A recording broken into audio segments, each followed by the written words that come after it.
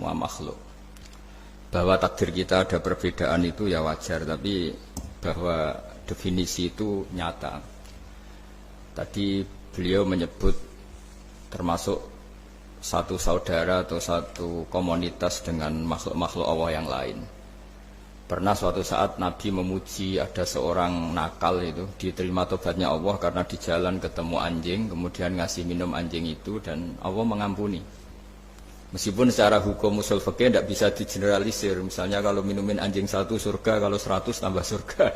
Nanti lupa minumin manusia gara-gara kebanyakan minumin anjing gitu. Tapi apapun itu faktanya ada cerita di hadis seperti itu. Kemudian menyangkut komunitas internasional yang beberapa diantaranya tentu beda agama, beda keyakinan. Saya mau membacakan cerita di kitab Ar-Risalah Al-Qushairiyah. Jadi saya hanya membantu referensi-referensi yang diajarkan guru-guru kita. Ar-Risalah Al-Qushairiyah adalah kitab kesayangan Mbah Maimun karena dulu mbah beliau dapat ijazah dari Sayyid Umar Sato, kakaknya Sayyid Abi Bakar Sato yang punya kitab I'anatul Thalibin. Dan kitab itu dibawa ke Indonesia sampai ke saya sebagai murid beliau. Di antara yang disebut dalam Ar-Risalah Al-Qushairiyah ini Thariqatu Ahlil Ilm, kitab Ar-Risalah Al-Qushairiyah itu. Saya baca nasnya atau ibaratnya atau teksnya. Sami'tu ba'dal ulama yaqulu istadhafa majusiyun Ibrahim al-Khalil alaihi salam faqala bisyarti antuslima. Famarral majusiyu fa'awhallahu ta'ala ilaihi mundu khamsina sanatan nut'imuhu ala kufri falau nawaltahu lukmatan min ghairi antutalibahu bitahyiri dini. Famado Ibrahim alaihi salam ala athari hatta adrakahu wa atadhara ilaihi fasalahu anisabab fadhakara lahu dhalik fa aslamal majusiyu. Jadi suatu saat Nabi Ibrahim itu kan terkenal Abu Duyuf, orang yang mesti menservis tamu-tamu itu. Kita tahu dulu itu tidak ada warung, tidak ada hotel, tidak ada, ya pokoknya tidak ada mall. Sehingga kalau orang pergi itu kelaparan betul. Itu. Bahwa orang kaya pun kelaparan karena melewati padang pasir itu. Kalau sekarang kan orang mau sowan kiai makan dulu. Karena takutnya di rumah kiai kan makan sungkan, jadi makan dulu nanti di kiainya tinggal pura-pura makan. Kalau dulu memang makan nih tamu itu wajib betul, kalau tidak ya kelaparan betul tamu itu.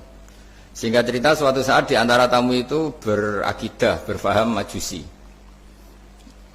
Atau beragama majusi lah gampangannya itu. Terus Nabi Ibrahim nggak mau, saya mau ngasih makan syaratnya Anda harus Islam gitu. Akhirnya orang ini putus asa kemudian meninggalkan Nabi Ibrahim. Saat itu, saat orang itu meninggalkan Nabi Ibrahim, Allah memberi wahyu ke Nabi Ibrahim. Orang itu umurnya 50 tahun dan dia hidup karena tak kasih makan. Terus kata Allah, mundu khamsina sanatan nut'imuhu ala kufri. Saya yang Tuhan saja ngasih makan dia 50 tahun tanpa syarat dia harus Islam. Kamu baru dimintai makan sehari mensyaratkan Islam. Walhasil terus Nabi Ibrahim ngejar orang majusi itu terus monggo-monggo makan di rumah saya. Singkat cerita terus orang majusi itu tanya, kenapa Anda berubah pikiran? Terus Nabi Ibrahim cerita bahwa beliau ditegur Allah kemudian harus melakukan itu. Jadi cerita-cerita seperti itu banyak. Dulu kita dengar para kiai sering cerita ketika seorang Yahudi rumahnya diusir Amr bin As untuk pembangunan masjid. Ketika lapor ke Sayyidina Umar, masjid itu yang mengambil tanahnya orang Yahudi harus dikembalikan ke orang Yahudi. Dulu guru-guru kita juga sering cerita Sayyidina Ali itu pedangnya dicuri sama orang Yahudi. Ketika ketemu di pasar atau di jalan, kemudian Sayyidina Ali yakin itu pedangnya, dilaporkan ke Qadhi Sureh. Setelah itu Sayyidina Ali diminta, buktinya apa? Saksinya siapa kalau itu pedang Anda? Saksinya Hasan dan Husain. Tapi kata hakim, Sayyid Hasan Husain itu keluarga Anda, tidak sah jadi saksi. Zaman itu Sayyidina Ali masih berargumentasi, waqad qala Rasulullah sallallahu alaihi wasallam Hasanun wa Husainun sayyida syababi ahli jannah. Tapi kata Imam Sureh tetap standar saksi itu tidak boleh dari keluarga. Singkat cerita, qadhinya itu pakai standar hukum usul fikih, al-qaulu qaulu sahibil yad. Yang dibenarkan adalah yang sekarang megang barang itu. Ketika enggak ada saksi, al-musaddaq, yang dibenarkan al-qaulu qaulu sahibil yad, yang dibenarkan ya yang megang barang itu. Singkat cerita dimenangkan oleh orang Yahudi tadi. Setelah dimenangkan, Sayyidina Ali agak kecewa, masa seorang Amiril Mukminin sidang di pengadilan negeri kalah. Tapi orang Yahudi tadi akhirnya insaf, sadar sampai masuk Islam, sampai beliau ngendikan bihadza taqumus sama wal ard, karena ini langit dan bumi berdiri karena keadilan itu. Jadi ini cerita-cerita referensi yang bisa menolong teman-teman siapapun berkomunitas internasional. Karena pikiran saya sederhana ya, al ilmu yurisul akhwal, ilmu itu melahirkan sikap. Jadi kalau kita punya referensi yang cukup tentang toleransi, insya Allah kita hidup di mana saja punya toleransi, karena toleransi itu juga ajaran agama. Di antara yang diceritakan para guru-guru kita adalah ketika Nabi mau dibunuh oleh orang namanya Daksur atau Duksur, siapa nggak tahu KTP-nya saya. Kiai-kiai kalau baca Daksur. Ketika beliau sedang santai di satu tempat, tahu-tahu ada orang yang mengambil pedangnya, kemudian bilang, "Mayyamna'uka minni ya Muhammad." Sekarang Anda sama saya berdua, siapa yang bisa menghalangi kamu? Nabi dengan rileks menghentikan Allah. Kemudian si Daksur ini gemetar, pedang jatuh. Kemudian diambil Nabi. Sekarang ya Daksur, "Mayyamna'uka minni," yang bisa menghalangi kamu siapa? Orang itu bilang, "La ahada," tidak siapapun. Nabi dengan gampangnya fa'afa anhu, Nabi memaafkan. Padahal ini jenis harbi, jenis orang yang jelas punya niat bunuh. Terus artinya kita-kita yang ngaji di pesantren, saya ngaji di Mbah Maimun, punya Bapak Kiai Nur Salim, semuanya ngajarkan bahwa di mana-mana perang kekerasan itu ya karena kita diperangin. Udina lilladzina yuqatalun, karena kita diperangi kita boleh perang. Qatilul ladzina yuqatilunakum. Jadi yang boleh kita perangi ya zaman kayak kita dulu dijajah Belanda, dijajah Jepang zaman itu. Ketika sudah tidak ada penjajahan, ya alasan itu sudah hilang karena mereka tidak merangi kita. Jadi apa ya, perang ya ada konteks rasionalitasnya, damai juga ada konteks rasionalitasnya. Tapi karena kita punya tradisi referensi, teman-teman yang di Jerman tak bantu, tadi ada kitab Arisal Al-Qushairiyah, terus ada beberapa cerita-cerita tadi kayak Daksur. Kalau ayatnya jelas ya, jelas qatilul ladzina yuqatilunakum wa in janahu lisalmi fajnah laha wa tawakkal 'ala Allah. Bahkan seperti yang diceritakan Profesor Quraisy tadi, yang sedang kita benci pun bisa saja suatu saat teman. Dalam surat Mumtahanah itu atau Mumtahinah ada ayat asawwau ayyaj'ala bainakum wa bainal ladzina ataitum minhum mawaddah. Bisa saja orang yang sekarang kamu benci suatu saat kamu cintai. Wallahu qadir, itu Allah Maha Kuasa. Dan tadi saya menambahkan yang dikatakan Profesor Quraisy tentang belajar. Dulu Nabi itu enggak puasa Asyura. Tapi ketika datang ke Medina, orang-orang Yahudi itu puasa Asyura. Coba tanyakan ke mereka, kenapa puasa tanggal 10? Terus mereka menjawab, yaumun najawwahu fi Musa, itu hari yang Allah menyelamatkan Nabi Musa. Terus fa'amara bisyami, kemudian Nabi menyuruh sahabat puasa. Artinya dulu itu segampang itu hidup, itu sesuatu yang baik, apa, ya sudah ditiru. Meskipun kita tahu Nabi itu tentu mustaqil bil ijtihad, Nabi itu orang yang mandiri. Tapi memberi percontohan kita betapa gampangnya kita seperti itu. Dulu ada seorang Yahudiyah meminta sama Sayyidah Aisyah dan dikasih. Ketika dikasih, dia mendoakan semoga kamu Aisyah selamat dari siksa kubur. Zaman itu Sayyidah Aisyah itu belum tahu tentang siksa kubur, sehingga beliau ingkar, enggak percaya. Tapi setelah Rasulullah datang dan diceritanin, Nabi, oh iya siksa kubur itu ada. Dan semenjak itu Nabi selalu isti'adah, minta perlindungan dari siksa kubur. Jadi dulu di komunitas-komunitas beda agama, sesuatu yang benar ya dibenarkan. Makanya kaidah umum dalam interaksi antar agama itu la tusaddiquhum wa la tukadzibuhum, ya kamu jangan bilang iya, jangan-jangan enggak, ya jangan bilang tidak, jangan-jangan iya. Jadi aturan ilmunya jelas, la tusaddiquhum wa la tukadzibuhum. Ya artinya sesuai referensi ilmu lah, kira-kira begitu. Terus yang terakhir, ini saya mohon maaf sama komunitas di Jerman karena saya ini pura-puranya aja sibuk. Karena saya kira ini seberapa jam lagi saya ngajar ini.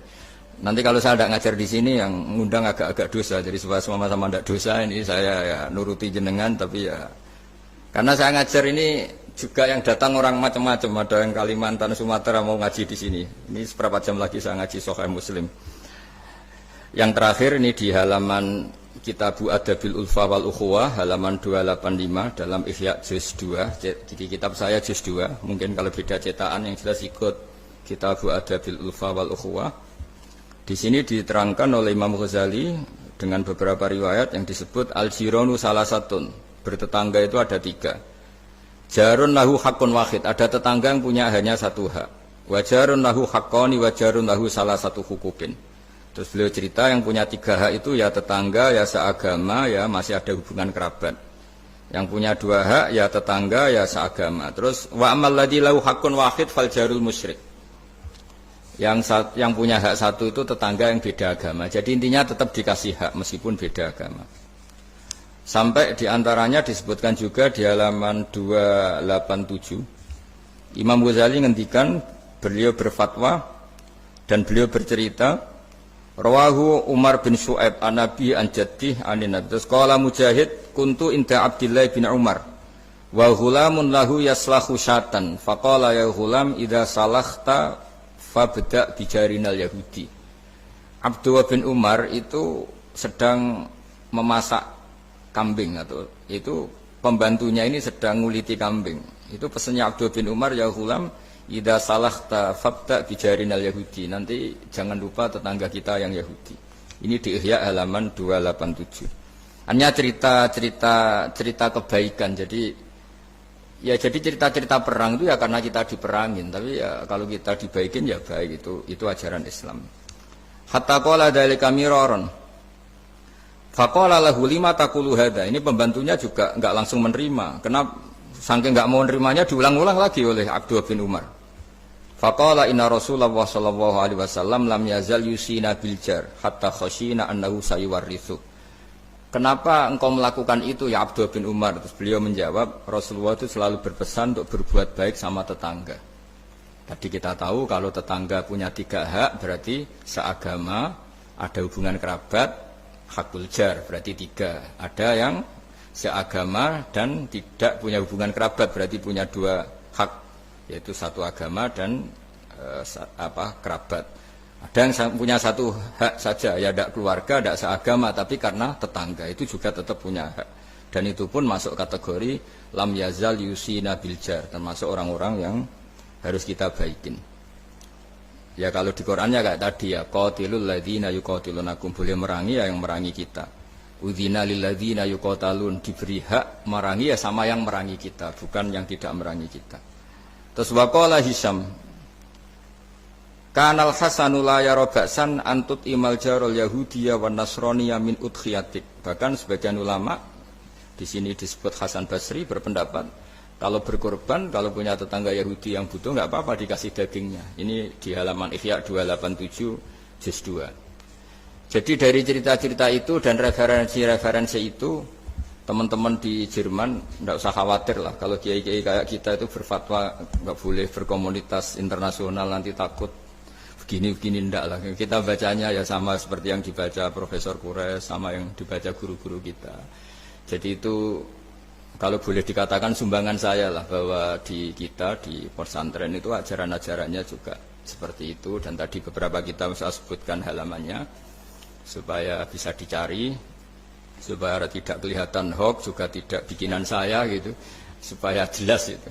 Dan saya mohon maaf karena nggak bisa ngikuti sampai selesai, tapi saya ngapresiasi, semoga jadi syawal yang baik, minal aidin wal faizin. Minal aidin artinya kita kembali menjadi ahli surga. Saya termasuk yang sependapat dengan kitab yang saya baca. Dulu kita ini ahli surga karena Nabi Adam lahirnya di surga dan diciptakan di surga. Karena satu kesalahan beliau harus kembali ke bumi. Dan setelah puasa itu selesai dan diterima, kita kembali ke ahli surga lagi. Maksud minal aidin, kita kembali lagi berstatus sebagai ahli surga. Dan itu dimulai dari saling memaafkan. Karena yang menghalangi masuk surga itu hak adami. Manusia itu kan paling pikir untuk memaafkan orang lain. Padahal kalau hak adami belum selesai itu Allah tidak mau memaafkan. Makanya syaratnya masuk surga harus kita saling memaafkan. Dengan cara seperti itu insya Allah kita minal aidin wal faizin. Jadi mohon maaf, sekali lagi mohon maaf karena saya tidak bisa ngikuti sampai selesai karena saya harus ngaji. Karena bukan papa ya, memang harus. Andikan sunat itu mungkin saya tinggalkan. Mohon maaf sekali. Wassalamualaikum warahmatullahi wabarakatuh. Waalaikumsalam. Terima kasih sekali Guru. Kalau misalnya untuk satu pertanyaan, mungkin masih bisa Gus Pak atau Prof. Rais, atau Prof. Rais sama-sama harus tinggal 2 menit. Namun tadi nih Gus, banyak yang nunggu, nanti saya yang dimarahi, ini saya juga menunaikan kewajiban. satu pertanyaan dari Silakan satu pertanyaan saya tunggu. Terima kasih Prof. Ini saya tanyakan langsung Prof. Saya pernah mendengar panjenengan menyampaikan tentang konsep perdamaian aktif dan pasif. Mungkin bisa dijelaskan Prof mengenai hal tersebut, khususnya dalam rangka mempersatukan hati tadi Prof. Baik. Jadi begini, saya beri contoh. Damai pasif itu Anda tidak ganggu orang. Damai aktif itu Anda memberikan sesuatu yang positif pada orang. Kalau kita berada di bus, duduk tanpa menyapa yang di samping kita, tanpa mengganggunya, kita duduk dengan baik sambil membaca atau merenung, itu terjadi kedamaian, tapi itu damai pasif. Ada yang aktif adalah Anda memberi dia, ini koran Mas mau baca, ini permen Mas, ajak dia ngobrol dan sebagainya, itu damai aktif. Nah, di Al-Qur'an itu dua-duanya ada itu. Ya, idza khatabahumul jahiluna qalu salama. Kalau mereka itu disapa oleh orang-orang jahil, mereka tinggalkan. Salama, saya berikan kedamaian, damaian pasif. Nah, ya karena itu pesannya, kalau tidak bisa memberi, jangan ambil haknya orang. Kalau tidak bisa memuji, jangan cela dia. Kalau tidak bisa membantu, jangan jerumuskan dia. Itu damai pasif dan aktif. Terima kasih. Terima kasih Prof. Quraish Shihab. Sejatinya kami ingin memohon doa juga, tetapi insya Allah sedikit Insya Allah lain kali kita. Ya, Prof. Quraish Terima Shihab. kasih Sehat sekali. selalu, Prof. Terima kasih. Assalamualaikum. Terima kasih. Waalaikumsalam warahmatullahi wabarakatuh. Sekarang kita lompat kembali ke Gus Baha. Moga-moga beliau masih berkenan menjawab pertanyaan saya. Ngapunten Gus, satu saja Gus. Panjenengan pernah menyampaikan apabila kebodohan itu merusak, tetapi sok pintar itu jauh lebih merusak. Nah, ini mungkin panjenengan berkenan menyampaikan soal itu. Tentu ada bodoh yang benar-benar nggak ditoleransi Allah Ta'ala, yaitu bodoh tentang Tuhan ya. Kita dikasih nikmat Allah, dikasih bumi untuk dipakai tanpa bayar, dikasih oksigen. Kemudian kita bodoh, nggak tahu yang memberi siapa, itu kan bodoh betul. Tapi lebih merusak lagi ketika nggak ngerti, mengklaim dirinya sebagai ngerti. Karena itu artinya kan sesuatu yang harusnya larangan dimengerti, gara-gara kamu bilang itu ilmu, itu terus diilmukan. Jadi sesuatu yang salah tapi diilmukan, itu lebih ngeri karena menyesatkan. Saya beri contoh misalnya begini ya. Kita di pondok itu kan ngaji jelimet lah. Jelimet itu ya detail ya. Sehingga kita tahu lah bodoh yang paling nggak ditoleransi itu bodoh tentang Allah. Sehingga ketika pertama kita ngaji, awalu wajibin alal insan ma'rifatullah. Pertama yang harus kita tahu itu Allah. Kita sebagai warga negara Indonesia saja tahu presidennya siapa, bupati kita siapa. Masa di buminya Allah tidak tahu yang bikin siapa, itu kan kebangetan. Itu bodoh, itu merusak. Terutama bodoh dalam hal-hal yang harus ngerti, yaitu tadi ma'rifatullah. Tapi juga ada yang lebih fatal lagi, tidak ngerti tapi menyesatkan dengan klaim ngerti. Itu yang umat Islam zaman Imam Ghazali itu selalu mengingatkan bahayanya filsafat yang menyesatkan. Misalnya teori tentang Tuhan. Tuhan itu logos terus begini itu jeluwimet. Sampai yang dengarkan aja nggak paham. Yang ngomong juga masih nggak paham, apalagi yang mendengarkan. Tapi itu kan mengkaburkan teori Tuhan yang sejelimet itu. Padahal Tuhan bisa ditemukan dengan cara yang mudah. Tuhan itu siapa? Ya, yang pokoknya yang menciptakan langit bumi ini namanya Tuhan. Tuhan itu siapa? Yang wujudnya paling awal itu namanya Tuhan. Tapi gara-gara diberi penjelasan seakan-akan jelimet ilmiah, padahal itu nggak benar, itu hanya nggak benar. Nah, itu lebih ngeri lagi karena orang akan bertuhan dengan cara yang salah. Ya kira-kira gitulah contoh ekstrimnya. Terus saya gimana? Terus saya nambahi tadi. Ampun. Udah cukup ya? akhir penutup permintaan dari kawan-kawan untuk berdoa, Gus. Oh iya.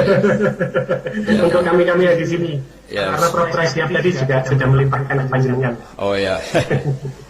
Terus saya menambahkan sedikit tentang yang didawuhkan Pak Kures tadi. Memang di terakhir dawuhnya Nabi, kamu harus berbuat baik. Kalau nggak bisa ya Rasulullah, mendukung yang baik. Kalau nggak bisa ya Rasulullah, Nabi terakhir ngendikan takufu syarroka anin nas fa innaha sadaqatun minka ala nafsi. Potensi kejahatan kamu jangan menimpa orang lain, itu ya bagian dari sedekah kamu.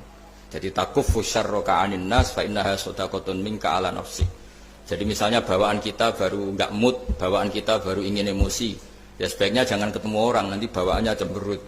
Tapi kalau bawaan kita sedang baik, ya sudah nggak apa-apa ketemu orang itu. Jadi ya, diukur-ukur sendiri lah gitu. Makanya kalau sedang jatuh tempo kredit, banyak utang, nggak usah keluar. Nanti bawaannya ketemu orang marah, ya kira-kira gitu. Ya dihitung-hitung sendiri. Al-Fatihah. A'udzubillahi minasyaitonirrajim. Bismillahirrahmanirrahim. Alhamdulillahirabbil alamin arrahmanir rahim maliki yaumiddin. Na'budu wa nasta'inu shiratal mustaqim. Shiratal ladzina an'amta 'alaihim ghairil maghdubi 'alaihim waladdallin. Bismillahirrahmanirrahim. Nahmaduka ya Ghafur ya Syakur ya Wadud. Allahumma shalli wa sallim wa barik ala sayyidina Maulana Muhammadin wa ala alihi wa barik wasallam asma'in. Nas'aluka ya Allah bi anna lakal hamda la ilaha illa anta al-hannan al-mannan ya baqi as-samawati wal ardi ya hayyu ya qayyum. Nas'aluka ya Allah antarzuqna at-ta'siya wal qudwata wal iktida bi nabiyyika Muhammadin sallallahu alaihi wasallam. Rasulullah yas'alim ayatika yu'allimuhumul kitab wal hikmata wa yuzakkihim innaka antal azizul hakim. Wa nas'aluka ya Allah an tas'ala himmatana fi hadhihi dar ila kalimatikal ulya wasujuda laka warruku'a laka hatta nakuna ibadan laka ma'ari ayatin minka wa hifdin minka ya wa ir'ana fi aini riayatik wa hfatna biflik nama kunna ya wa fi ardika wa fi mulkika ya wa faj'alna aminin mutmainin alladina la khawfun alaihim wa lahum yahzanun warzuqna al-bushra fid dunya wal akhirah urzukna ya wa at-tawadduda wa tahaba ya wa sing yakunu dzalika sababan ya wa li ilahi kalimatika al-ulya wa khidmati dinika ya wa alal mahajjatil bayda lailuha kana hariha ya aqimna ala dzalika wa a'inna ala dzikrika wa syukrika wa husni ibadatik rabbana atina fid dunya hasanah fil akhirati hasanah wa qina adzabannar sallallahu ala sayyidina Muhammad sallallahu alaihi wasallam subhana rabbika rabbil izzati amma yasifun salamun alal mursalin walhamdulillahi rabbil alamin al-fatihah. Ar-Rahmanir Rahim maliki yaumiddin nasta'inu siratal mustaqim siratal ladzina an'amta 'alaihim ghairil maghdubi 'alaihim waladdallin. Nggih, mohon maaf. Assalamualaikum warahmatullahi wabarakatuh. Matur nuwun Gus Pak, nyuwun pangapunten saya. Mohon dimaafkan Gus. Terima kasih atas pemaparan yang luar biasa dari Prof. Syihab dan Kiai Haji Ahmad Hamid Salim. Selaku moderator saya mohon maaf apabila banyak sekali pertanyaan yang belum bisa kami akomodir karena keterbatasan waktu pula yang memisahkan kita. Semoga beliau berdua ini bisa kita jumpai dalam kesempatan berikutnya insya Allah. Dan apabila ada yang kurang berkenan dari saya juga mohon maaf sebesar-besarnya sekaligus